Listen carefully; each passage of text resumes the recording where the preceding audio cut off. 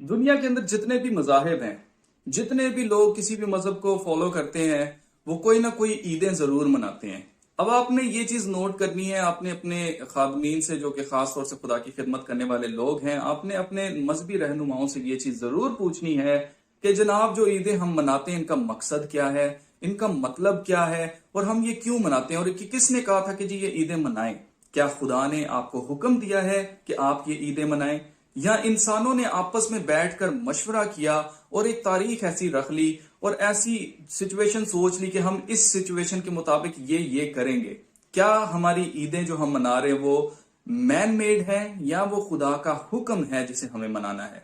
ये सवाल छोड़ने के साथ साथ मैं आपको बताना चाहता हूं कि खुदा के कलाम में लिखा है कि कुछ 7 ऐसी ईदें हैं जिनके बारे में खुदा का कलाम कहता है, खुदा खुद कहता है कि ये मेरी ईदें हैं।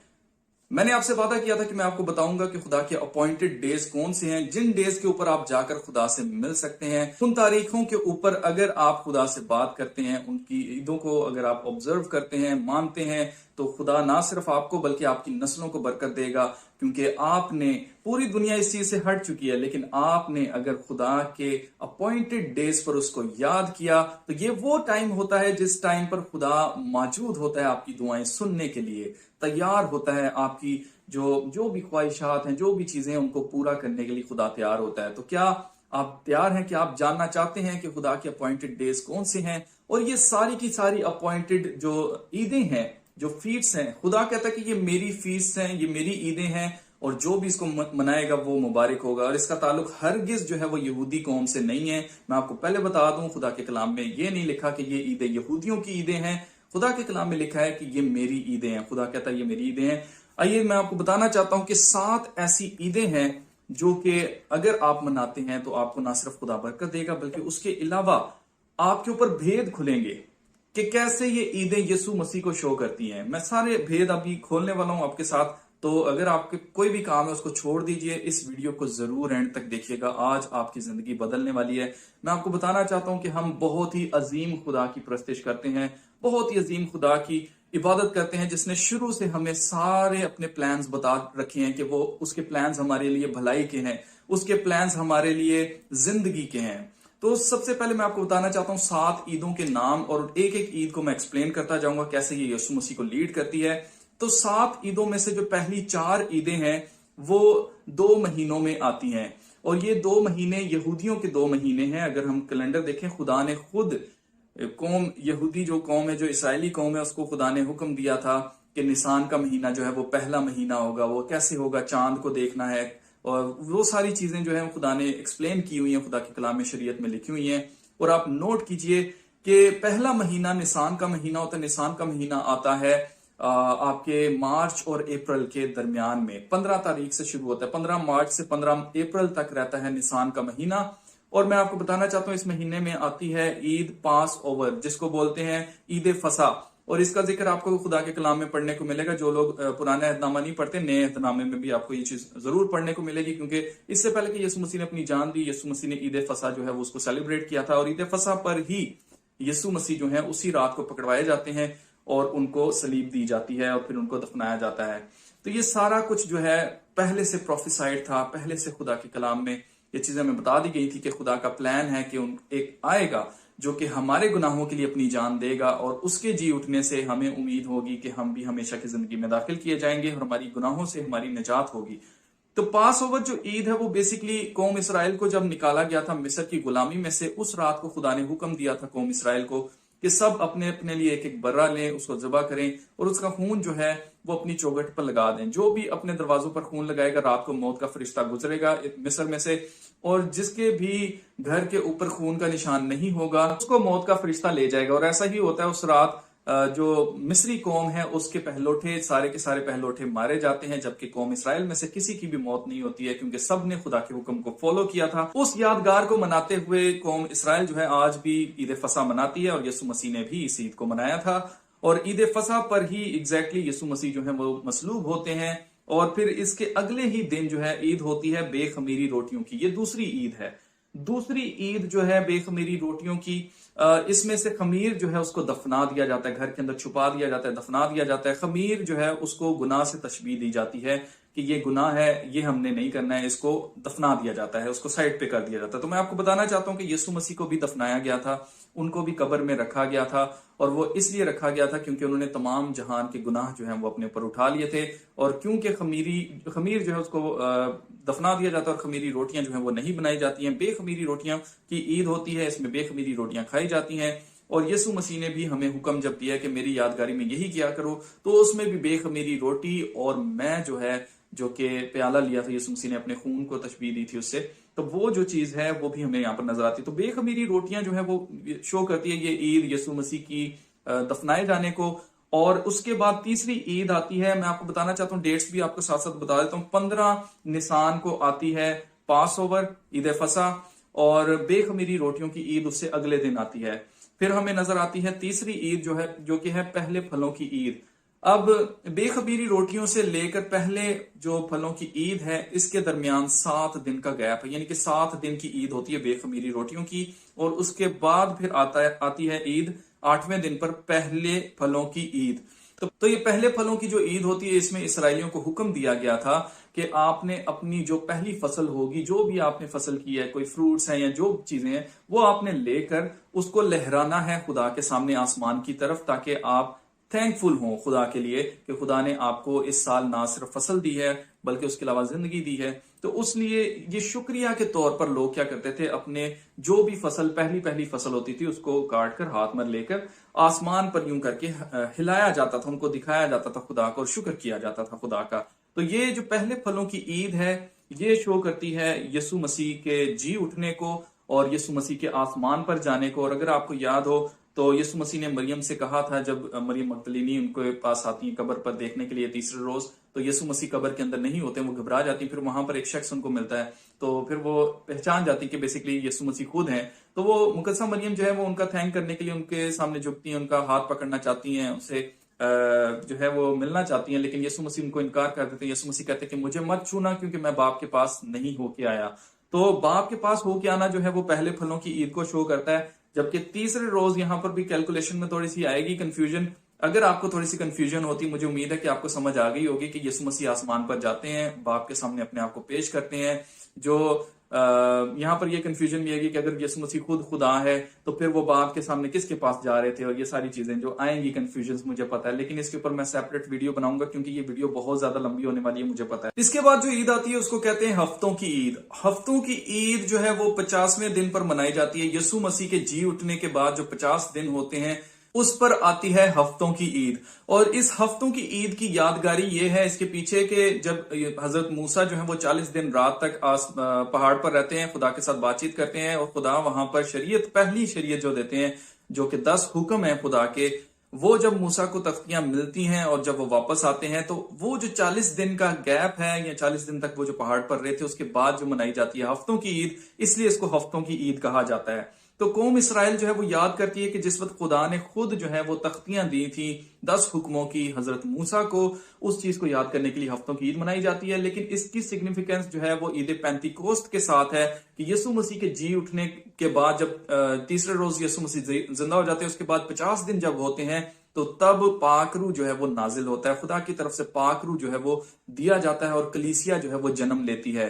تو یہاں پر بھی سگنیفیکینس آپ دیکھیے کہ دونوں چیزیں جو ہیں وہ آپس میں ملتی ہیں، کہ وہاں پر خدا نے خود جو ہے شریعت دی حضرت موسیٰ کو، اور یہاں پر خدا نے اپنا پاک روح جو ہے وہ نازل کیا تھا اپنی قوم کے اوپر، خاص طور سے کلیسیا کے اوپر۔ تو یہ عید جو ہے وہ شو کرتی ہے خدا کے پاک روح کو۔ اس کے بعد عید آتی ہے 5ویں عید، وہ ہے نرسنگوں کی عید۔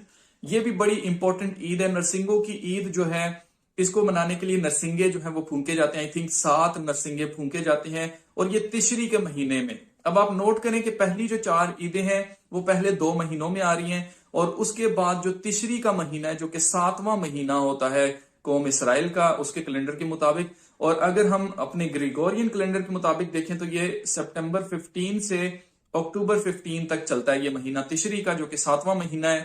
اس مہینے کے اندر جو پہلی عید آتی ہے پہلے ہی دن پر آتی ہے، جو تشری کا مہینہ 7واں مہینہ اس کی پہلی تاریخ کو ہی آتی ہے، اس کو کہتے ہیں نرسنگوں کی عید۔ اس پر نرسنگے پھونکے جاتے ہیں، اور اس کا ریزن یہ ہوتا ہے قوم اسرائیل کو یاد کرانا کہ وہ اپنے گناہوں سے توبہ کرے، خدا کی طرف مڑے، ریپینٹنس کرے، یعنی کہ توبہ کرے، کیونکہ خدا کا ڈے آف اٹونمنٹ جو ہے، خدا کی ججمنٹ جو ہے وہ نزدیک ہے. اور یہ ججمنٹ کیا ہے؟ یہ نیکسٹ عید ہے. اس سے پہلے ہم جان لیتے ہیں کہ نرسنگو کی عید کس کو سگنیفائی کرتی ہے.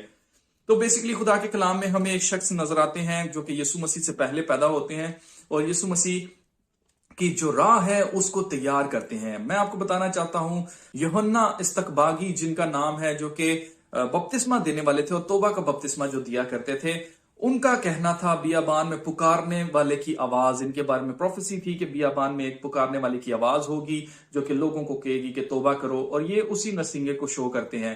تو بیابان میں پکارنے والے کی آواز جو ہے وہ یوحنا بپتسمہ دینے والے کی آواز ہے.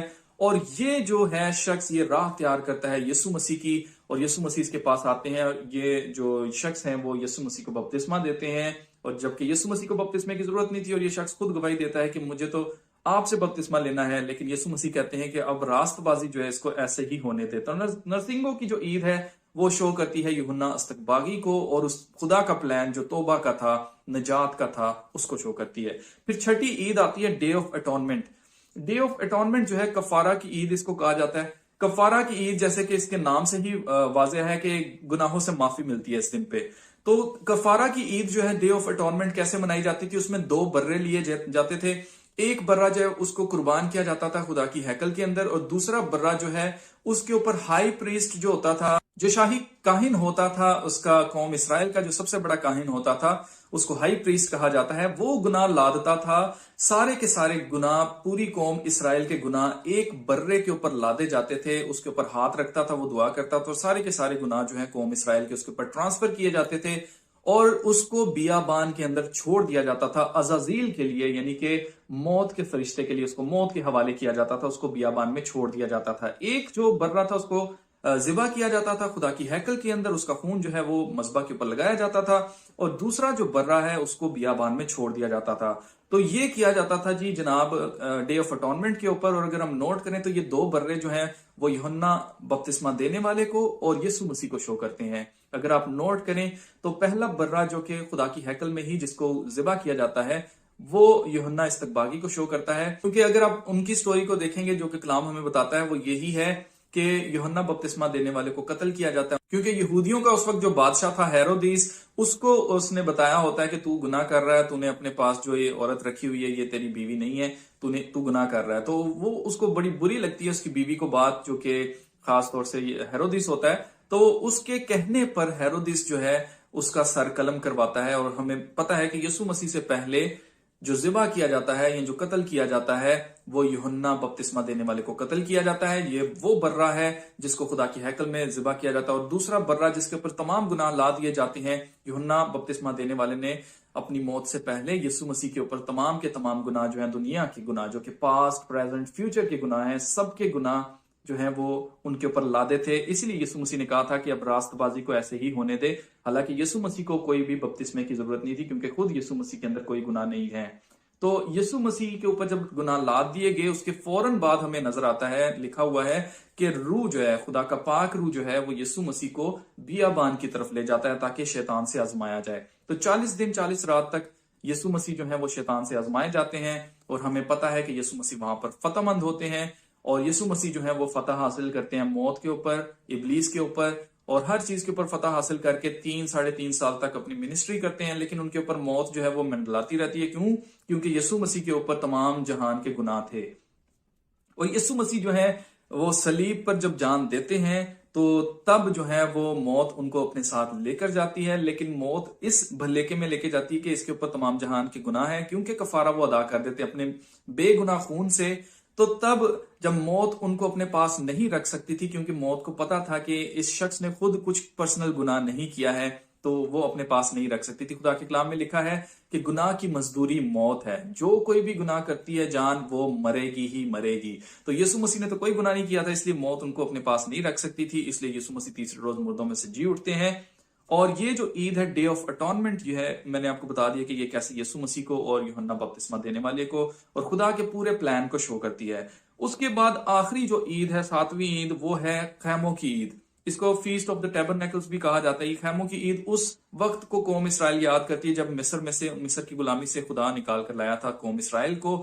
لیکن 40 साल तक बियाबान के अंदर जो है वो कौम इसराइल रहती है अपनी नाफरमानियों की वजह से, और खुदा से जो तरह तरह की ये डिमांडें करते हैं उसकी वजह से 40 साल तक खुदा इनको बियाबान में लेकर घूमता है। और 40 साल तक जो इनके बच्चे हैं वो जवान होते हैं, ना उनके पाँव की जूती छोटी होती है, ना उनके कपड़े फटते हैं। इसके अलावा इनको गोश्त भी मिलता है, हर चीज जो ये ख्वाहिश करते हैं खुदा इनको प्रोवाइड करता है। और खुदा दिन के वक्त बादल का सतून बनकर, रात के वक्त आग का सतून बनकर इनकी हिफाजत करता है, इनके साथ साथ रहता है। और वहां पर खैमा इज्तिमा भी लगाया जाता है, खैमा लगाया जाता है जिसके अंदर खुदा की हजूरी होती है। तो बेसिकली खैमों की ईद उस वक्त को शो करती है, लेकिन यीशु मसीह को ये जो खैमों की ईद है वो शो करती है इनकी पैदाइश को, क्योंकि यीशु मसीह जो है इस दुनिया पर आए, इनके बारे में प्रोफेसी ये थी, एक कंवारी जो है वो हामला होगी और उस लड़के को जन्म देगी और सल्तनत जो है उसके कांधों पर रखी जाएगी, उसका नाम जो है इमैनुअल रखेंगे। नाम जो इमैनुअल है, इमैनुअल का मतलब ही बनता है खुदा हमारे दरमियान या खुदा हमारे साथ। और यूहन्ना की इंजील जो पहला बाब है वहां पर लिखा हुआ है कि और खुदा जो है वो हमारे दरमियान रहा और हमने उसका ऐसा जलाल देखा जैसा बाप के इकलौते का। तो हमारे दरमियान रहना इमैनुअल यहाँ पर शो होता है। और उसके अलावा यीशु मसीह की जो बादशाहत है, खुदा की बादशाहत जो है वो बेसिकली यीशु मसीह की बादशाहत है, और ये जो बादशाहत है वो शो करती है खैमों की ईद को कि खुदा खुद हमारे दरमियान होगा और हमारा बादशाह होगा। अब कौम इसराइल ने जब पहली दफा डिमांड की कि हमारा भी बादशाह होना चाहिए, उस वक्त तक कौम इसराइल का कोई बादशाह नहीं था, आप हिस्ट्री उठा के देख लीजिए। तो पहला बादशाह जो साउल था वो देने से पहले जो उस वक्त के नबी थे जिनका नाम सैमुएल नबी है, तो सैमुएल नबी जो है वो जाकर खुदा को बताते हैं कि ये लोग डिमांड कर रहे हैं कि इनको बादशाह चाहिए। तो वहां पर खुदा जो है वो रिप्लाई करते हैं और खुदा कहते हैं कि ये लोग ये नहीं चाहते कि इनको बादशाह चाहिए, ये लोग चाहते कि मैं इनके ऊपर बादशाह ना हूं। तो यहाँ पर हमें खुदा का दिल जो है वो टूटता हुआ हमें दिखाई देता है कि खुदा बड़े टूटे दिल के साथ इनको बादशाह देता है, साउल बादशाह। और वो लोग जो है ये चाहते थे कि हमें को नजर आए बादशाह, जबकि खुदा इनविजिबल है, वो दिखाई नहीं देता है, लेकिन वो इनके दरमियान था, इनका बादशाह खुदा था, लेकिन इन्होंने उसको रिजेक्ट किया। सेम यही रिजेक्शन जो है हमें नजर आती है यीशु मसीह की पैदाइश के ऊपर। और जब यीशु मसीह उनके दरमियान आते हैं, पहला जो यूहन्ना है, यूहन्ना की इंजील उसका पहला बाब जो है वहां पर लिखा हुआ है कि वो उनके दरमियान रहा लेकिन उसके अपनों ने उसे ना जाना, उसको ना पहचाना, उसको रिजेक्ट किया। तो यीशु मसीह को रिजेक्शन मिलती है, ये खैमों की ईद को ही सारी चीज शो करती है। और जब यीशु मसीह ने बादशाहत करनी है 1000 साल की जमीन के ऊपर, तब भी खैमों की ईद जो है वो रेगुलरली मनाई जाएगी हर साल, और ये शो करती है खुदा की बादशाहत को हमारे दरमियान। और यीशु मसीह जो है वो खुद खुदा की बादशाहत है। इनसे किसी ने पूछा था कि खुदा की बादशाहत कहाँ है, हमें दिखा खुदा की बादशाहत कब आएगी। तो यीशु मसीह ने कहा कि खुदा की बादशाहत तुम्हारे दरमियान है। यीशु मसीह ने अपने बारे में कहा था कि जो बादशाहत खुदा की आने वाली है वो यीशु मसीह की बादशाहत है, जो कि अब्दुल आबाद तक रहेगी, हमेशा तक रहेगी। मैं आपको बताना चाहता हूँ अजीजों की ये सातों की सातों ईदें यीशु मसीह को शो करती हैं और खुदा के उस प्लान को, अजीम प्लान को शो करती हैं जो कि अजल से खुदा ने बना रखा था हमारी निजात का। जब आदम और हवा ने गुनाह किया उसके बाद से खुदा का प्लान हमारी निजात का यही था कि खुदा खुद एक ऐसे शख्स को, एक ऐसे इंसान को भेजेगा जो कि तमाम गुनाह जो है दुनिया के उठा लेगा। ये इसी तरह से है कि जैसे एक इंसान ने, हजरत आदम ने गुनाह किया और सबके अंदर मौत आई, इसी तरह एक आदम जो है, एक इंसान जो है, उसके जान देने से तमाम तक इंसानियत जो है, चाहे वो पास्ट की हो, प्रेजेंट की, फ्यूचर की हो, जो आने वाले अभी पैदा नहीं हुए, उनके लिए भी यीशु मसीह ने कफारा दिया है ताकि उसके वसीले से हम जिंदगी पाएं, बल्कि कसरत की जिंदगी पाएं, हमेशा की जिंदगी पाएं। तो अजीजों, मुझे उम्मीद है कि आपको पता चल गया होगा कि कैसे ये सातों की सातों ईदें जो है वो खुदा के प्लान को और खुदा की जात को शो करती हैं, और खुदा की ईदें क्यों इनको कहा गया है, क्यों खुदा ने कहा कि ये मेरी ईदें हैं। और इसके अलावा मैं आपको बताना चाहता हूँ कि अगर आप इन ईदों को मनाते हैं तो ना सिर्फ आप जो है वो इनको मनाने से बेसिकली आप ये नहीं कि आप कहीं यहूदी हो जाते हैं या आप जो इसराइली हो जाते हैं, ऐसा कुछ नहीं है। इन ईदों को मनाने से आप ये याद कर सकते हैं कि कैसे, क्या पहले पास्ट में क्या हुआ और खुदा का प्लान हमारे लिए क्या था, कैसे खुदा ने हमारे लिए कफारा तैयार किया, कैसे बर्रा तैयार किया, और वो सारी चीजें आप याद कर सकते हैं कि यीशु मसीह दुनिया पर कैसे आए, यीशु मसीह ने जान हमारे लिए क्यों दी, यीशु मसीह जो है वो तीसरे रोज मुर्दों में से जी कैसे उठे, फिर आसमान पर क्यों उठाए गए, वापस क्यों आने वाले हैं। तो ये सारी चीजें ये ईदें आपको बताती हैं। तो मेरे ख्याल से मैंने इसको एक्सप्लेन कर दिया। बेसिकली अभी फ्यूचर की जो अगर मैं आपको बताऊं तो ये जो खैमों की ईद है, खास तौर से कफारा की ईद है और जो नरसिंगों की ईद है, ये 3 ईदें खुदा की बादशाहत को भी शो करती हैं। डे ऑफ अटॉर्नमेंट जो है वो जजमेंट डे को भी शो करती है, क्योंकि जजमेंट डे पर यीशु मसीह ने तमाम कौमों का इंसाफ करना है। जिसने गुनाह किए उसको हेल में भेजना है, जिसने अच्छे काम किए उसको खुदा ने जन्नत देनी है, हमेशा की जिंदगी देनी है। تو جو ڈے آف اٹونمنٹ ہے وہ ججمنٹ ڈے کو بھی شو کرتا ہے، اور اسی طرح سے خیموں کی عید جو ہے وہ یسوع مسیح کی بادشاہت کو شو کرتا ہے، اور جو ٹرمپٹس ہیں، جو نرسنگوں کی عید ہے، وہ بیسیکلی شو کرتی ہے ہمیں کہ جب یسوع مسیح نرسنگے کی آواز کے ساتھ واپس بادلوں پر آئیں گے زمین کے اوپر۔ تو یہ ساری کی ساری عیدیں پروفیسی کو شو کرتی ہیں، خدا کے کلام کو شو کرتی ہیں، شروع سے لے کر اینڈ تک سب چیزوں کو شو کرتی ہیں۔ تو اگر آپ ان عیدوں کو جانتے ہیں، اگر آپ ان عیدوں کو مناتے ہیں، تو آپ بہت مبارک ہیں۔ تو میرے خیال سے میں نے آپ کو بتا دیا کہ کون سی اپوائنٹڈ ڈیز ہیں۔ اگر آپ اس کے بارے میں مزید انفارمیشن لینا چاہتے ہیں، نیچے کمنٹ کر کے مجھے ضرور بتائیے گا۔ کوئی بھی کنفیوژن ہو وہ بھی نیچے لکھ کر ضرور بتائیے گا۔ میں کوشش کروں گا کہ اس سیریز کو بناؤں، اس کو کنٹینیو کروں، تاکہ ہم مزید ان ڈیپتھ ہم جان سکیں کہ کیسے یہ عیدیں جو ہیں وہ پروفیسی کو فلفل کرتی ہیں، اور اس کے علاوہ مزید آگے جو پروفیسی فلفل ہونے والی ہے یسوع مسیح کی سیکنڈ کمنگ کے اوپر، تو اس میں کیا ہوگا سب کچھ۔ تو اگر آپ جاننا چاہتے ہیں تو نیچے کمنٹ کر کے مجھے ضرور بتائیے گا، اور اس ویڈیو کے ذریعے اگر آپ کو برکت ملی ہے تو اس برکت کو ضرور شیئر کیجیے گا، آگے ضرور اس ویڈیو کو فارورڈ کیجیے گا، تاکہ لوگ زیادہ سے زیادہ برکت پا سکیں۔ اور خدا کے اپوائنٹڈ ڈیز پر دیکھیے، ہم مین میڈ ڈیز کے اوپر بڑی مناتے ہیں، بڑا ہم خرچہ کرتے ہیں، اپنے گھروں کو سجاتے ہیں، یہ وہ کرتے ہیں، تو اگر ہم کیا ہی مبارک ہوگا کہ اگر ہم خدا کے حکموں پر عمل کریں۔ تو میرے خیال سے ضروری یا برکت اسی میں ہے کہ اگر ہم خدا کے اوبیڈینٹ ہو جائیں، اگر ہم خدا کے حکموں کو فالو کریں۔ تو چلیے پھر ملتے ہیں نیکسٹ